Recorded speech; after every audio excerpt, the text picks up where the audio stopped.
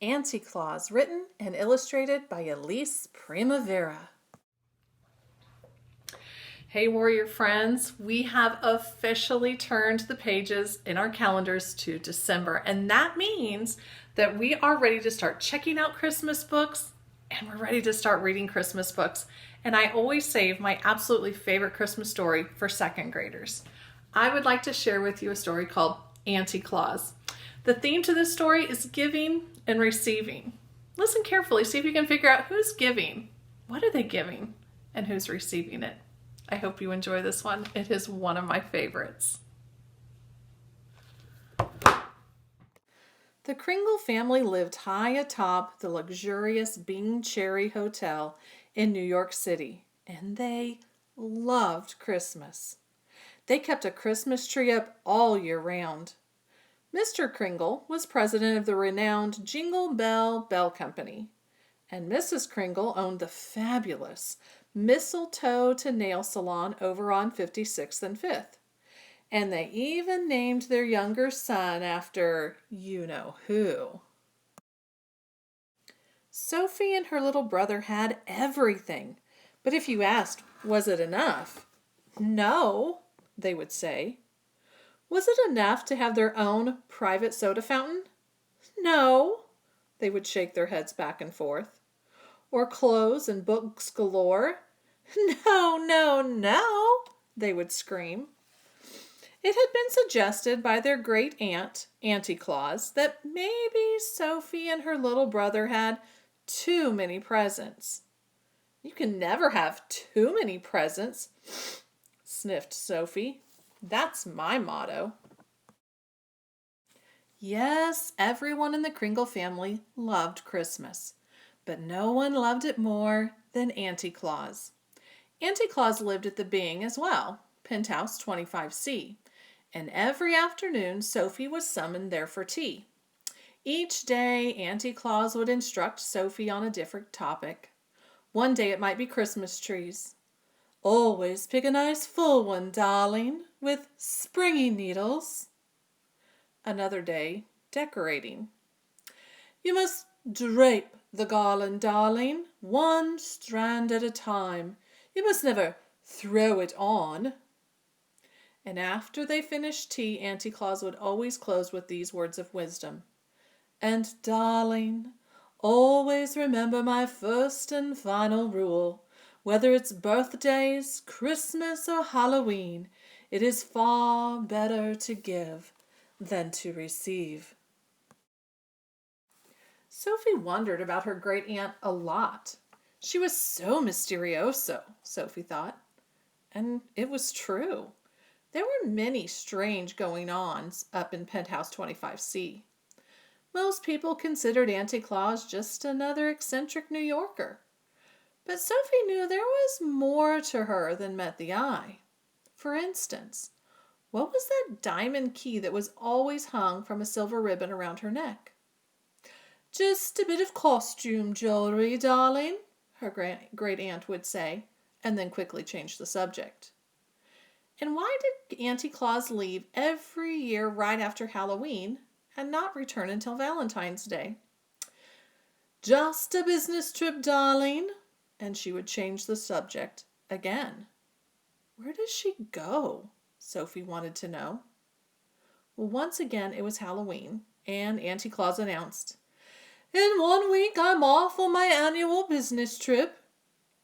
What kind of business are you in anyway? Sophie had asked. That, darling, is something for me to know and for you to find out, Auntie Claus had said with a twinkle in her eye, and that was exactly what Sophie intended to do. This year, I have a plan. I'll stow away. Sophie had made up her mind. As she was leaving, Sophie said, "I'm going on a business trip with Auntie Claus." "Oh, marvelous, darling. Be home in time for Christmas. There's a good girl," said her mother. "Ooh, do take your mittens," said her father. "I'm going too," said her little brother. "Oh, no, you're not," said Sophie. "I can if I want to," he said. "Can not," she said. Can too, he cried.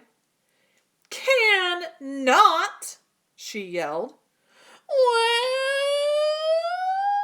Sophie could hear his ear-splitting scream start to fade as she ran out the door. Sophie tiptoed into Auntie Claus's apartment. There were so many boxes and trunks waiting to go.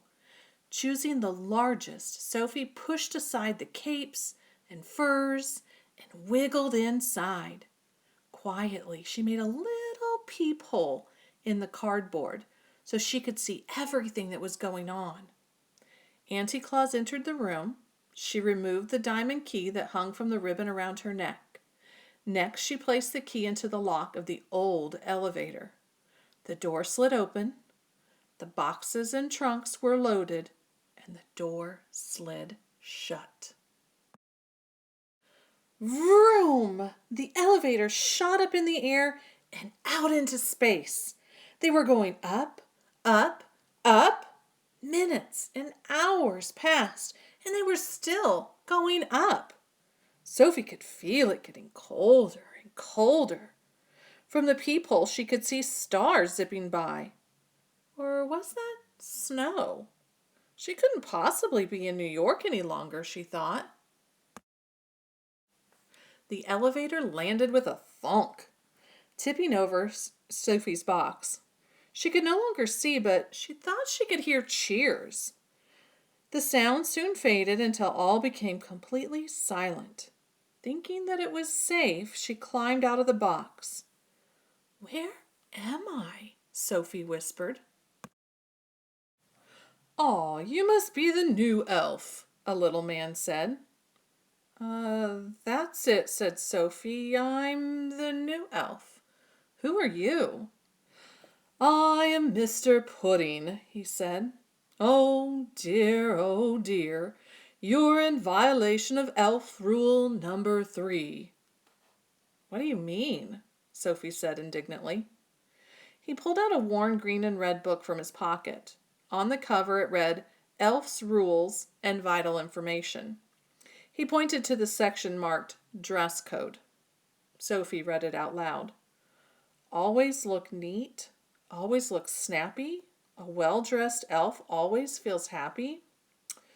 Follow me, he said, and trotted off into the darkness. Where are we going? Shouted Sophie. Hurry, hurry, Mr. Pudding called over his shoulder. Only 48 days left. This is a rather long story, so we're going to stop there for today, and we'll finish the rest of the story next time we're together. But we stopped, Mr. Pudding said that it was 48 days. 48 days until what? And where do you think Sophie is? Stay tuned, and next time we'll find out exactly where Sophie is.